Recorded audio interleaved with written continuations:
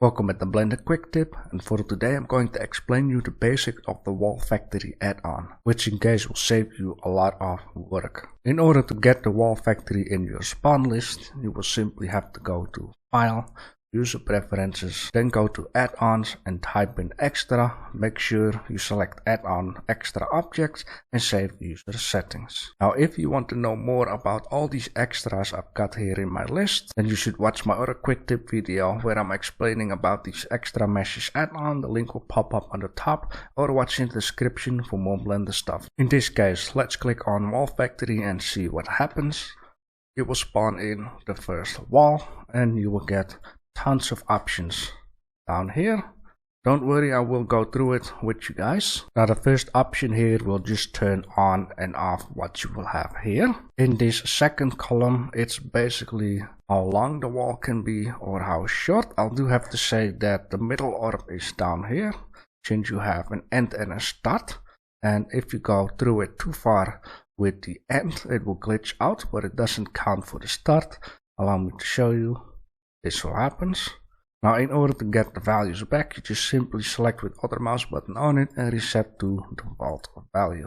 Then we have the bottom and top, which in case speaks for itself, so you can make it larger or shorter until a certain point and then start glitching out. That's okay, because if you need more, then you just do it with the top. And also if you go too far, it will start glitching out, but there are reasons for that. Now the edging is pretty simple.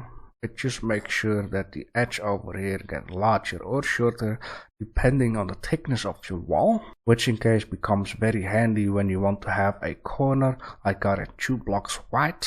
I'm just going to duplicate this wall, go to the top view, rotate this thing and rotate it again, and it's fine. Now you can see it connects it perfectly up in the corner, and when you have been messing around with it, you have to actually spawn in a new one.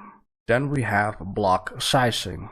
Now before I'm going to talk about these, I just want to say when you turn this on or off, you can actually see that randomly when you turn this on or off, it will be different each time.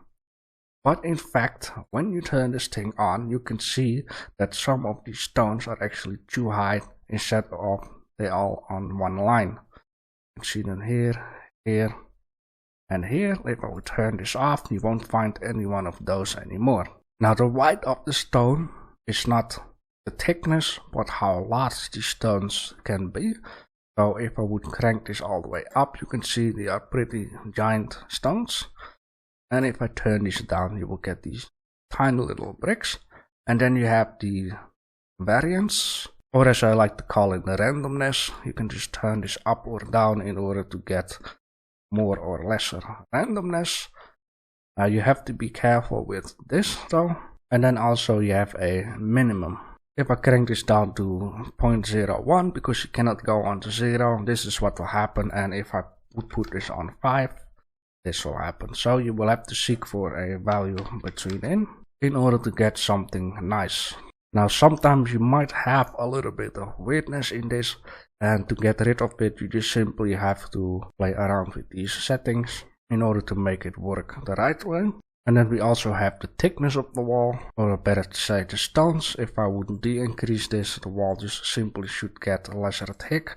Let me just put in a value to make it, and as you can see the wall has been a lot thinner. Then again we have the randomness, which in case will also give you randomness of the stones. If I would go into Z mode, you can clearly see different stones have different thickness. So if I would put this on 0, all the stones should have the same thickness. And of course that will depend on what you want to make. You want to make a modern scene, or do you want to make a more of a medieval scene, or even mix it up. And then we have grout, and this is what it says here, the distance between in those blocks. So if you find these gaps a little bit too crazy, you can simply make them smaller or even go below 0, which in case is not very neat.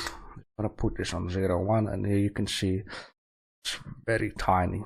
And then again you also have the randomness, how much thickness there should be between each rock. So if you put this on 0, once again it will be the same everywhere. And the same will actually go for the depth and the randomness of that one. Next thing coming up is radical and curved. A radical will actually make it like so, which in case you can actually use as a nice floor.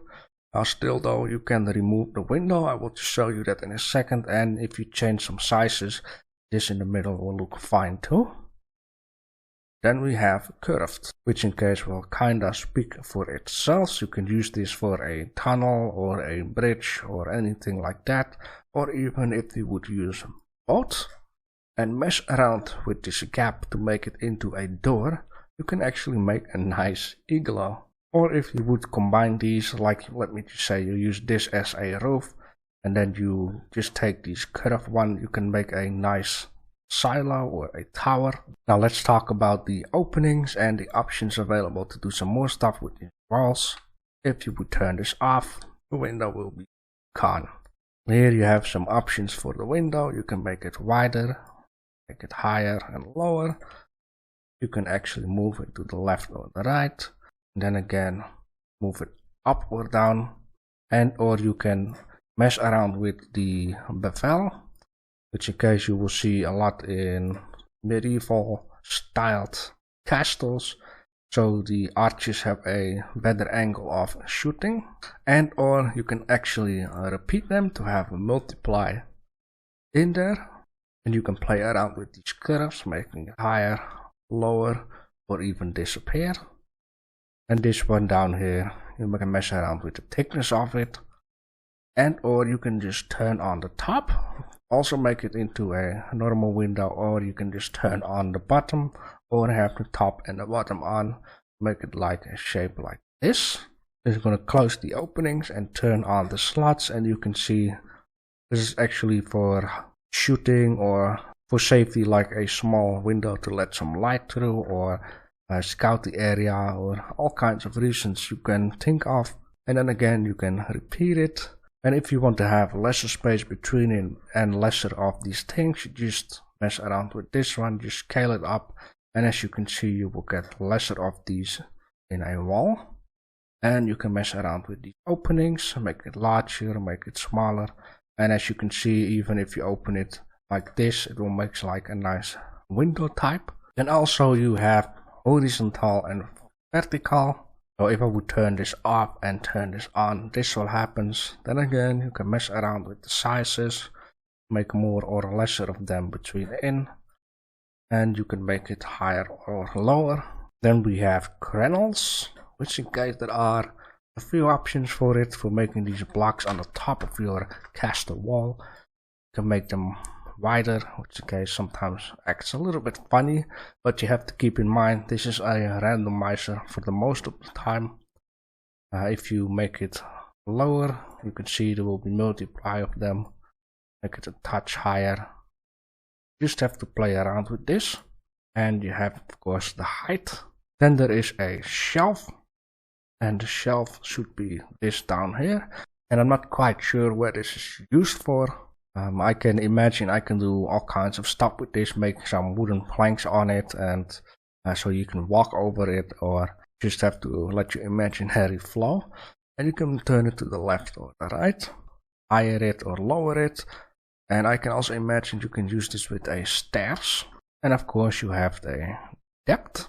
And now we come at the stairs, call it steps, which in case we'll just add some steps and move it left or the right, up and down, increase the height, which in case doesn't do too much any other than until here, but maybe if I increase it like so, increase the height, and then you can make it a lot higher like this. And of course you will have the depth, or you can make the bricks go larger and then make the steps higher, or make the steps even lower like this. It's a very fun tool to play around with. Have lesser bricks and larger steps. Then you have direction, and just put it like so. You can put steps only, which in case will remove everything from the bottom, or even turn it on the other side, even though you can just turn this thing around, but there are probably the reasons for that. Now there are only two things you might want to do to make the wall a little bit more realistic, and that is one, just add in a plane or multiplied planes, and give some cementing paste, and of course it's up to you to decide how much space you want to have between in the gap and the cementing paste. If you want to have a nice wall, you can put it like so, and there you go. And also another thing, if you want to have a little bit of more smoothness to it, since these are sharp edges, you can just simply add in a bevel. Place this a little bit off again, and you can of course mess around with the scale of it, make this a little bit lesser crazier. Then you can say let's apply this, and there you have a nice smoothness on your wall. Of course you can do all kinds of other stuff to make it even more smooth, but you also have to keep in mind of the size of your memory, the size of your model, because this is one wall, and if you're going to build a giant ass castle, going to take a lot. But if you just want to make a simple scene with just one wall in the background, you can just play around with it. And once again, in this screenshot you can see you can make a lot of possibilities, and I think it become in very handy. If you've got some questions or a request, then comment below. If this video was useful, then like and subscribe for more. Thanks for watching.